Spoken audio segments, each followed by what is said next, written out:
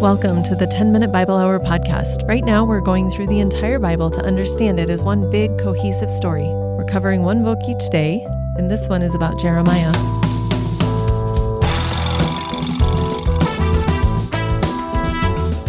You remember how yesterday we were looking at the book of Isaiah, and you kind of come away feeling like, all right, there's some pretty stiff judgment in there, but the balance of it is hope and optimism that goes far beyond the circumstances that are immediately in view. You remember that, right? It's kind of fun, hopeful. Today we're talking about Jeremiah, and just invert all of that ratio. Here, there's a glimmer of hope, but more so what we're going to see is a whole lot of judgment.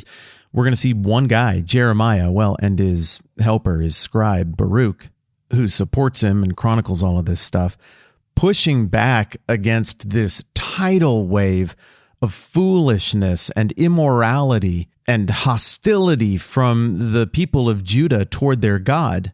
You got one guy who is pleading with them not to continue on the course they're continuing on, but when it becomes clear that that's what they're going to do, this one guy is also bold enough to proclaim on behalf of God, there is judgment coming and it is going to hurt a lot.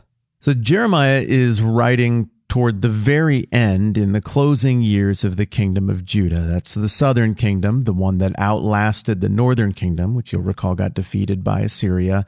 But during the lifetime of Jeremiah, Assyria fades into the background and a new threat arises. This is Babylon. While Babylon might not have been quite as vile as the Assyrians, they're bigger, they're more powerful, and they are just as bent on conquest. Some of the prophets we read about in the Old Testament, we get a pretty good accounting of what the terms of their being called to be a prophet were all about. Others, all we get is they were a prophet, and then they got to work, and here's what they had to say. With Jeremiah, we get a pretty decent amount of biographical material, and the book of Jeremiah looks like it's a compilation of a whole lot of different styles of literature, of different things that Jeremiah wrote himself about his own life, and recordings of Jeremiah's prophecies, but it also looks like parts of Jeremiah were maybe written by, or at least compiled by, this Baruch character who helped him out.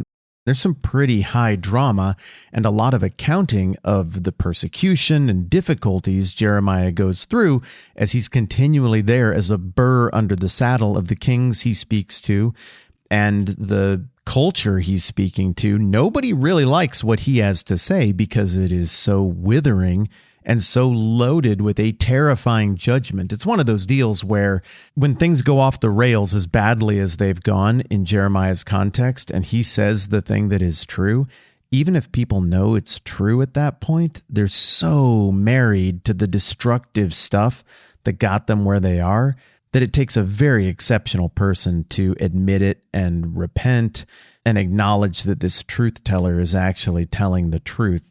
Historically, even in a non-religious setting, when the writing is on the wall that a culture is headed for collapse, you generally have this period right before then where everybody is in denial and trying to get everything out of it they can, and they are very angry at people who are pointing out what really is very obvious when you look back at it with the benefit of history, that that particular culture's goose was cooked and that their fate was already sealed. It was just a matter of time until that actually played out.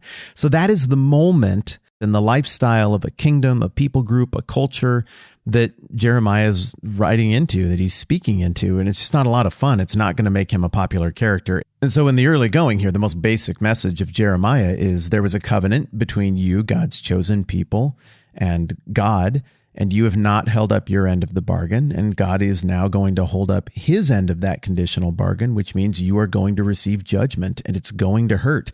And chief among the examples that Jeremiah points to is the fact that God's chosen people are cheating on him. They go and worship in this beautiful temple that Solomon made and that was dedicated to him and his spirit, and God lives in that temple. But then God's chosen people walk right outside the walls of that temple where they've offered sacrifices and where the smoke that indicates the presence of God had arrived to dwell with them, and fill the air with another kind of smoke, that which occurs when God's chosen people then consigned their own offspring to the flames as an offering, a sacrifice to the detestable Canaanite gods. Yeah, maybe Jeremiah would seem a little too harsh if it weren't for examples like that scattered throughout the book where you're like, oh my goodness, this isn't just a little religious dispute. He isn't just like, you guys, come on, like my politics better. Come on, guys, come on, let's be nicer. Come on.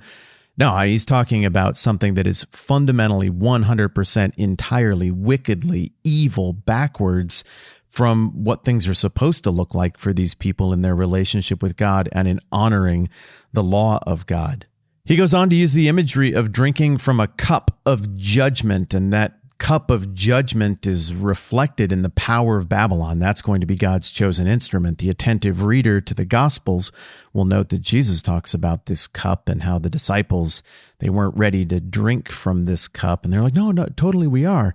And in that case, the cup is representative of judgment that is intended for others and justly given to others by God, but that is instead poured out upon the servant, poured out upon Christ. And obviously, we'll get to that when we get more to the New Testament stuff. As bleak as this all sounds, right in the middle of Jeremiah, once again, though, we get language about this coming Messiah, this one who is going to straighten all of this stuff out. The language makes it clear that this straightening out is going to go well beyond a political solution to the mess that God's chosen people have created for themselves. And so as we get into the middle and toward the end of the book, Jeremiah assumes this posture of terrifying chill about all the ugly stuff that is to come.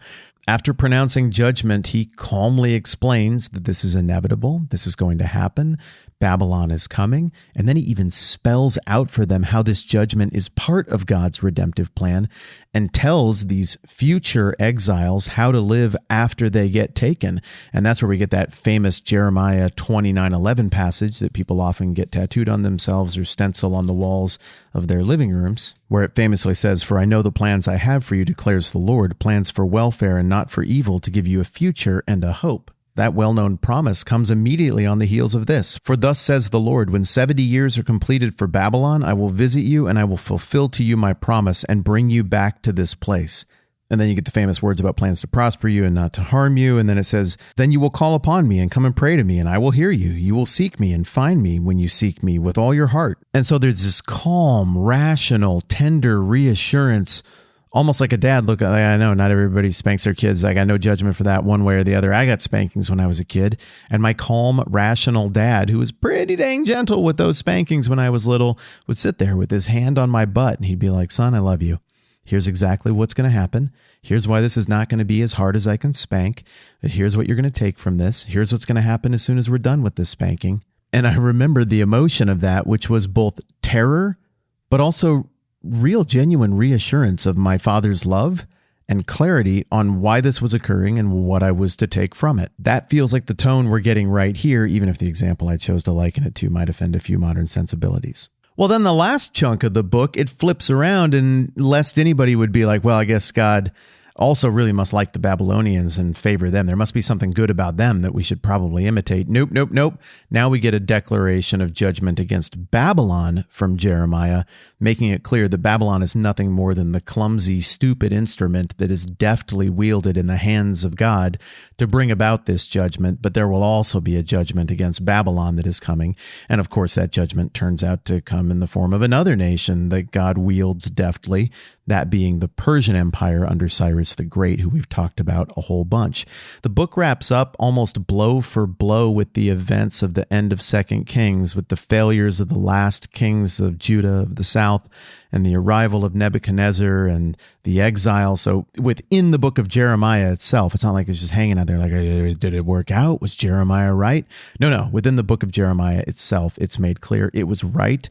And Jeremiah, even though he heard from God and was speaking truth to this, he suffers the consequences of the exile as well. His own eyes have to suffer the horror of what happened at that time at the hands of Nebuchadnezzar and the Babylonians. But then in the final little epilogue, little tag at the end of Jeremiah, we see the same thing that we get in the final little epilogue tag at the end of 2 Kings, and that is that a future king of Babylon, off in exile, remembers a descendant of David, a man who would be king if there was still a kingdom, if there was still Judah, a man named Jehoiachin. And this Babylonian king is like, you know what? You come on out of prison and dine at my table. And that's where it wraps up. with this little hint, this little glimmer, this little reminder that God said his promises were still on. Isaiah used the imagery of that cut down tree, that stump of Jesse all burned out, but then a little surprise shoot comes up out of it. And that's where we're going to get our servant. That's where we're going to get our Messiah. That's where the hope comes from. Jeremiah is reiterating the same point here, but he's doing it with the same imagery, that is of this dining scene with the king of Babylon and Jehoiachin that follows suit from what we get at the end of 2 Kings. On the whole, Jeremiah is pretty bleak. There's no getting around it, but the circumstances he was writing to are pretty bleak. I feel bad for this guy. There's a lot of people in the Bible who got roped into some pretty difficult tasks. I'm not sure there are many, though, that can rival the difficulty of what Jeremiah got called into. When you visualize Jeremiah, picture a whole gigantic crowd of people representing everybody in a culture who doesn't want to hear it, and then picture one guy facing them all and speaking difficult truths directly to them. When you think about the theme, think about Jeremiah's proclamation that God's chosen people violated the covenant and that judgment was coming, but that the Messiah was still coming as well. And if you don't have time to read the whole thing, go check out Jeremiah 29 through 33, which will get you a whole bunch of that promise for restoration and the stuff about the Messiah. Achievement unlocked. We got Jeremiah, and tomorrow we'll try and tackle Lamentations. All right, I'm Matt. This is the 10-Minute Bible Hour Podcast. Let's do this again soon. This podcast is supported by many of you at patreon.com/the TMBH podcast. We're grateful because it supports our family.